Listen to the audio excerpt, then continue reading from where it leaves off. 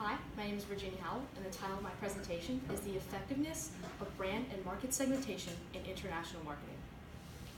Due to a general interest in business, I decided to scratch the surface of international marketing. It was there, and reviewing the literature at the beginning, that I decided that many corporations who were looking to take their business to the next level and expand in global markets were finding problems having a poor brand awareness with local consumers. They couldn't get their ideas across because of weak marketing strategies. It is this gap that my research will ask the question, do international corporations who employ market segmentation media strategies find more success through a better brand in global markets? Don't worry, the jargon comes later. So it's here that I scratch the surface of previous research in the field. I noticed three subcategories that would be relevant to answering the question of my topic. The first subcategory being, of course, international marketing. Marketing is the idea of advertising to consumers to persuade them to buy your products. I found two sources that would help me draw a conclusion that would be relevant to answering my question. Samuel Craig and Susan Douglas in 1999, two international market researchers who were hired by global businesses to conduct market research in other companies, did a survey of their own. By each business they were hired, they were asking questions. How did it work out for you? What was the effect of this research that we were doing? And by doing this, they concluded that businesses who conducted international market research were found to have more success in the long run and yielded higher profits, whereas companies who didn't found no profits. And then, this also I found linked to Young and Rashkevar in 2007, also two international researchers for marketing, who found that businesses who also conducted international market research found that they were having a better brand awareness with local consumers, a better image for the company with locals. And it was these two sources that created the conclusion that international marketing is a more holistic approach than domestic marketing. You have much more to consider and much more information that you have to consider to think of when you're expanding. For example, political climate, social climate, economic climate, you all have to take these into consideration. The next subcategory was market segmentation. By definition, market segmentation is the process of breaking down your market into smaller groups so that it's easier for you to find and group consumers based on similar needs and wants. This is really important in my presentation because this is the foundation of this is the key principle of my project. So a great example to demonstrate this was by Alice LaPlante at Stanford in 2005. She conducted a study taking 30 Chinese immigrants and 30 Americans, and she showed them two grapefruit juice ads. One ad was preventative and highlighted the benefits of drinking grapefruits in order to prevent diseases, whereas the promotional ad for grapefruit juice portrayed drinking grapefruit juice as very happy and it just had great flavor. Now, showing both groups, both ads, she found the Chinese subjects found the preventative ad more effective than the promotional ad, whereas the American subjects found the promotional ad more effective. This was pivotal in my research because it laid the foundation that different groups of consumers from different cultural backgrounds respond differently to different marketing tactics. Chinese subjects who found that their cultural values aligned with the marketing strategy of the preventative ad that valued safety and non-hazardous ways of lifestyle, whereas the Americans who aligned their cultural values with freedom, happiness, and relaxation found to be more effective. And it was through this that I was able to determine that market segmentation is the idea of grouping your consumers based on similar needs and wants in any area. The third subcategory of my literature review was brand. Brand, by definition of McLaughlin, a writer and publicist for Forbes magazine, described it as the way consumers perceive your business, their image, how they feel your customer service is, overall how they view it in public eye, or what kind of quality products you're known to provide. So Coca & Coke in 2016 conducted a study with 50 men and 50 women, and they put them together and they put them in a room with clothing and said, choose the clothing that you think works best for you. And both men and women, while the study was based on gender, it could also be skewed to marketing, it was based on gender, but both men and women were found to be loyal to brands that they knew they could trust providing high quality. So this led me to the conclusion that brand can directly impact customer loyalty and trust. A great example of this in international marketing was cited by Dow in the Wall Street Journal in 2016. She talks about how Apple first introduced the iPhone 7 into China.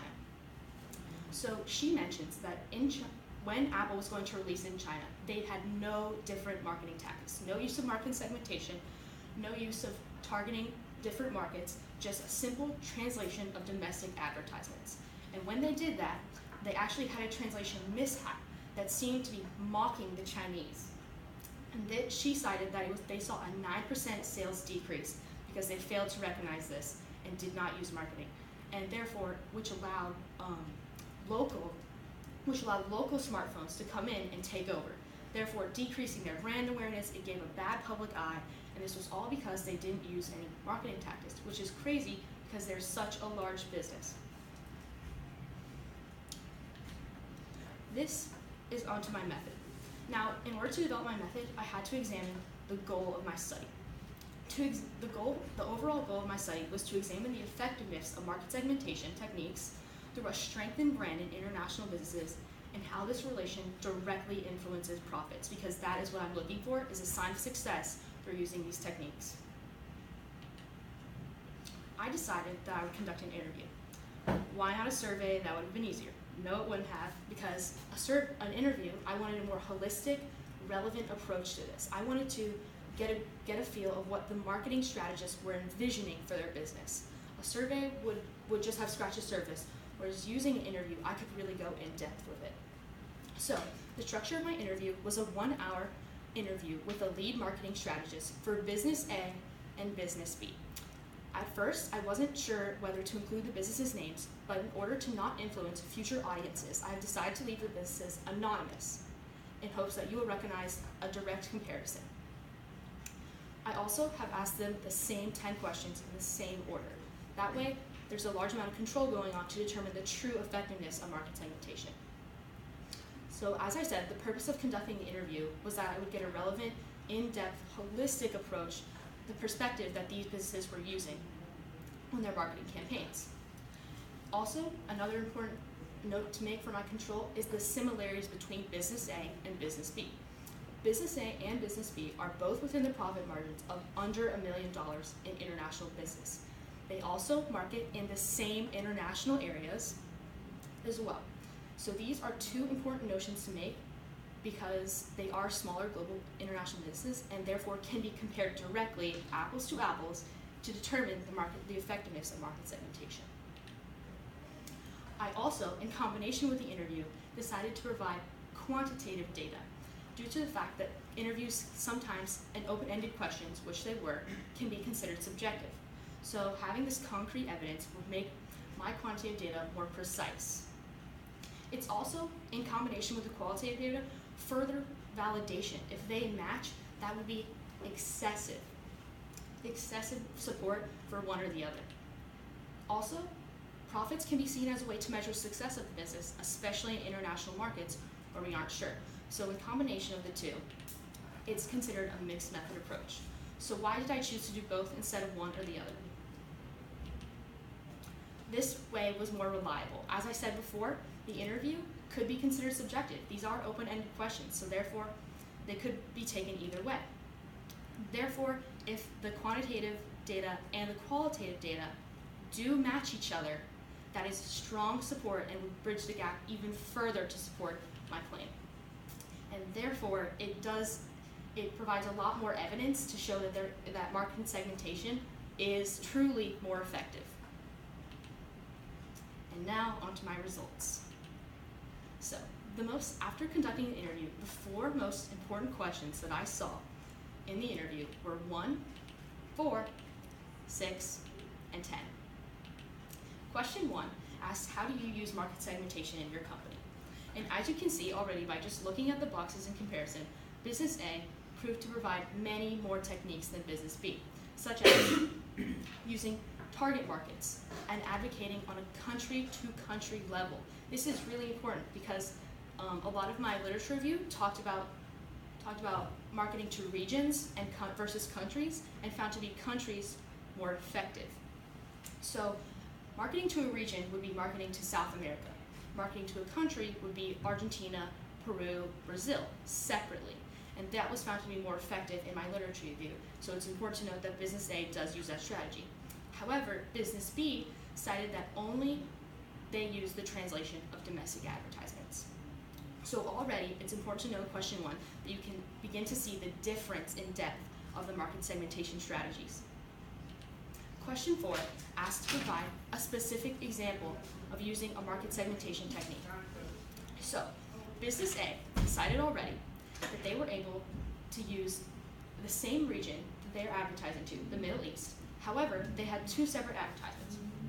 One is being in Dubai and one in Saudi Arabia. So these are in the same region, but listen carefully how the ads differentiate.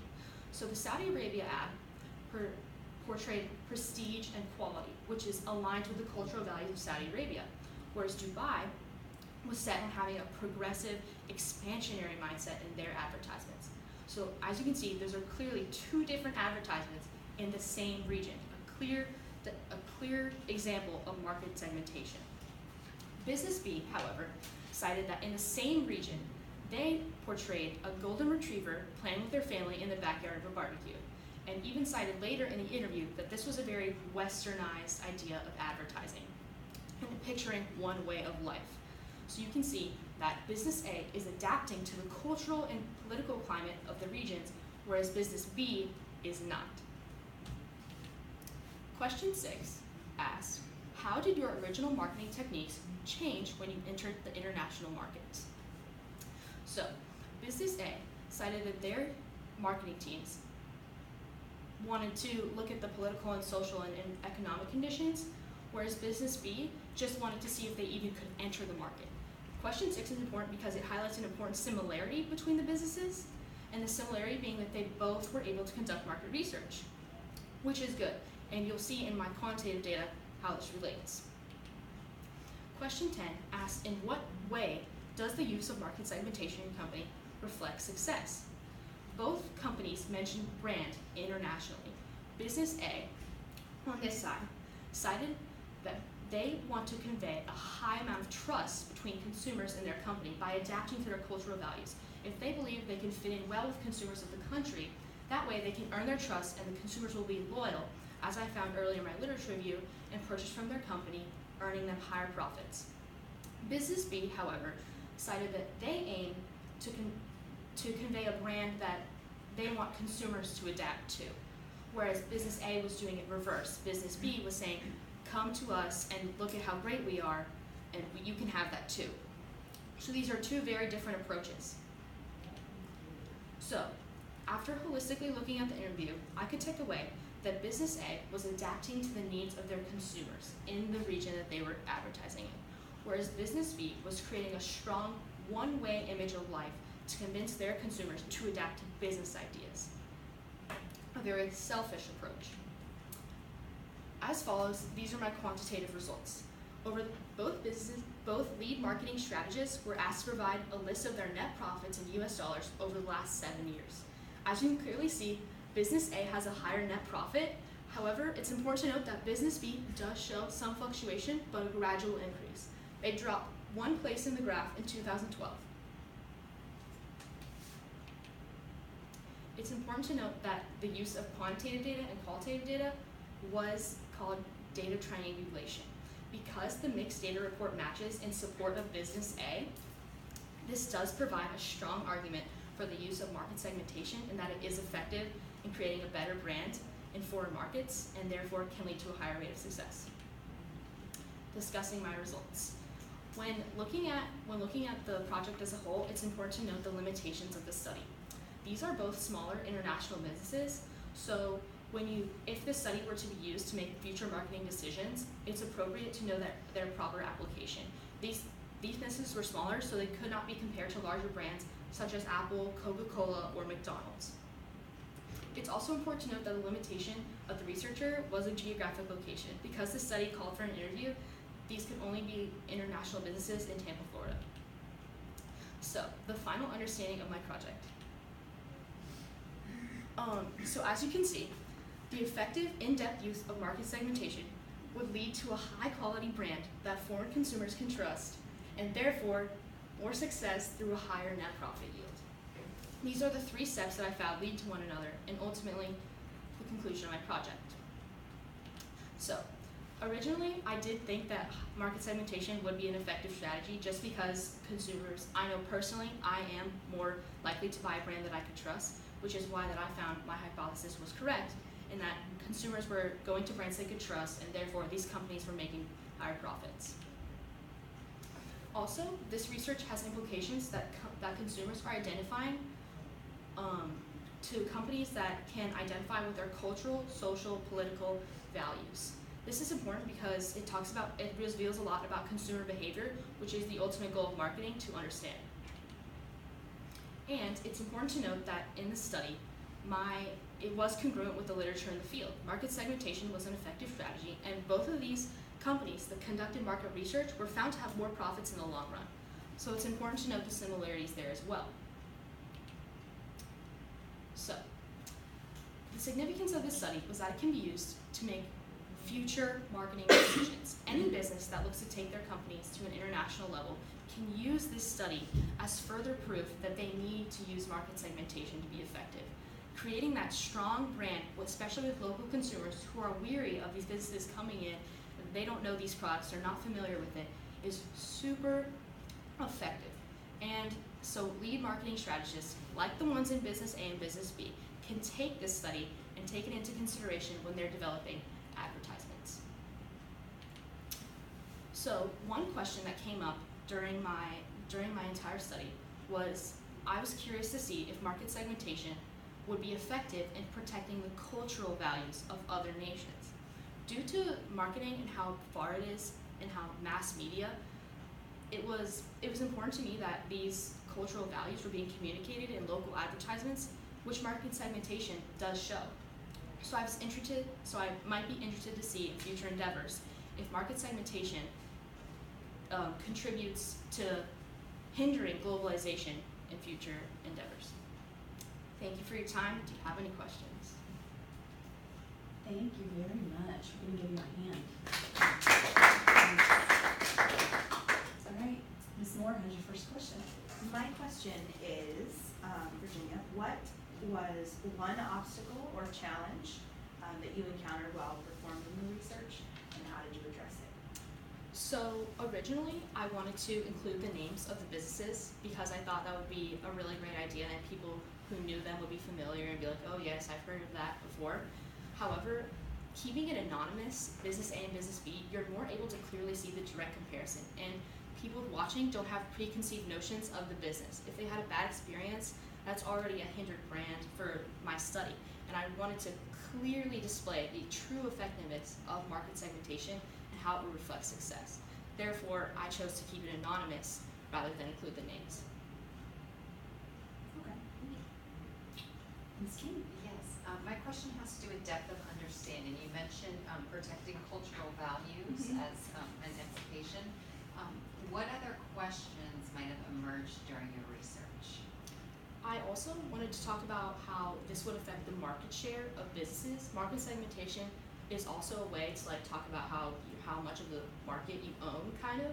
And so looking at economically, how is market segmentation reflecting the business playing field globally? Like who was where, who was doing what where, and how would that success reflect who got control of what market?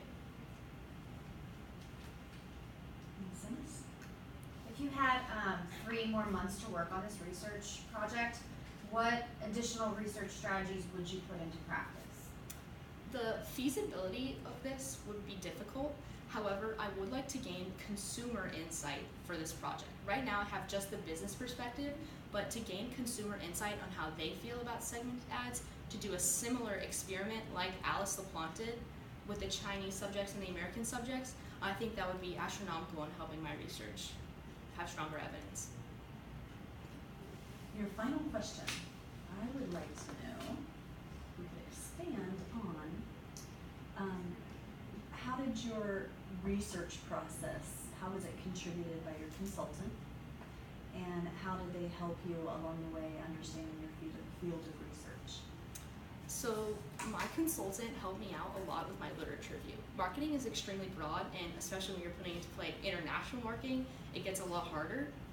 However, she was pivotal in helping me narrow it down to 3 areas where you could analyze market segmentation with brand. Those 3, she helped me narrow it down to those 3 to where I could really analyze the effectiveness later on by using what I had learned in the interview. Great. You complete? Thank you. Thank you. Good job.